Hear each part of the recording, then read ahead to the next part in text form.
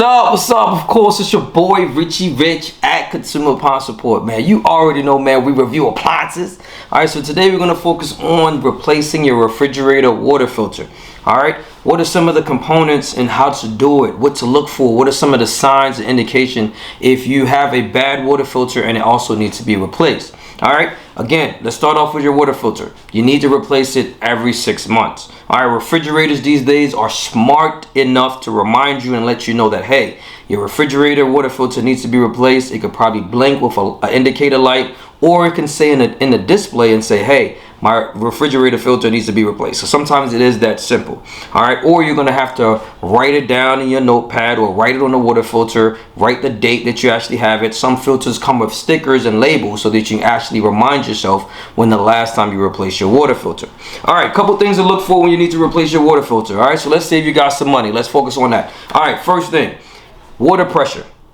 Alright, if your water filter is defective, it needs to be replaced. It slows down your water pressure. So your water pressure that goes to the ice, your water pressure that goes to the dispenser, that can be affected as well. Alright, so we're going to go through this video so you can actually see what normally happens. Alright, so sometimes you got to see it to believe it, or you got to see it in order for us to get it. Alright, so let's get it. Alright, let's dive. See, water pressure extremely low. Alright, so this is me going to a customer's house, trying out the water filter. It wasn't making the dispenser water is extremely low. It was making ice as well, but we're going to give into that a little bit. But as you can see right now, the water pressure is pretty low. All right, so let's dive and let that video rock. Ice, like I talked about before, ice is extremely low. I mean, extremely small. Right, so you can tell by the size of the ice. That's one. Sometimes it's full, sometimes it's small, sometimes it's not even, it's clear that you can actually see through it, and it's not as solid and thick as an ice supposed to be. All right, so that's one of the things that you can look at as well. All right, another thing that happens when your refrigerator water filter needs to be replaced, there's ice in the back of the freezer where there's water, right? Frozen water. A lot of frozen water in the back where the ice maker is. All right, because the water pressure is not strong enough to go all the way through the ice maker, so it spills all over in the back of the freezer and then it freezes up. All right, so that's another sign, another indication that you can see there.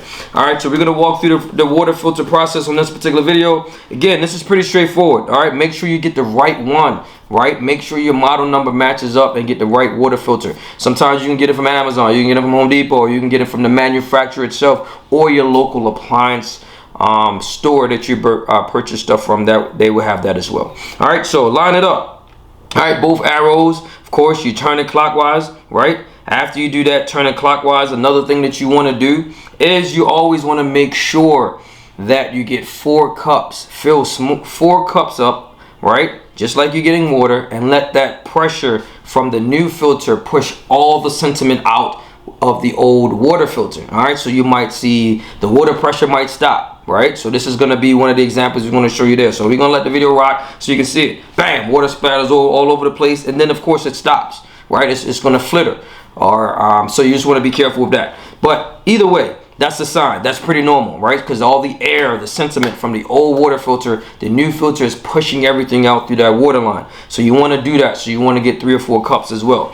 So as you continue to hold on to the dispenser and allow the door switch to activate, the water then becomes consistent. All right, so I don't want you to miss that. All right, another thing, always reset your water filter. Right, there's a button that you can press. On this particular video, you're going to see it's highlighted, it's blinking. Right, so that's an indication to let me know that I'm doing it properly. So you want to hold it 3 to 5 seconds, and as you hold it for 3 to 5 seconds, then of course it's going to change. Either it's highlighted as green, as you can see where it says door open or the water, or it goes completely blank. All right, just like you see there. Long video, but there.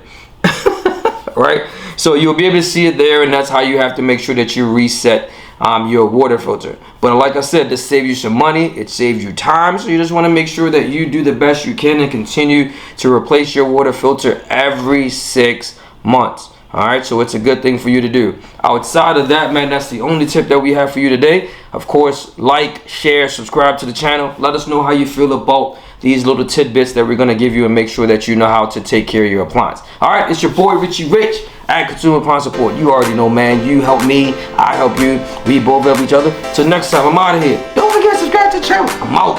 Peace.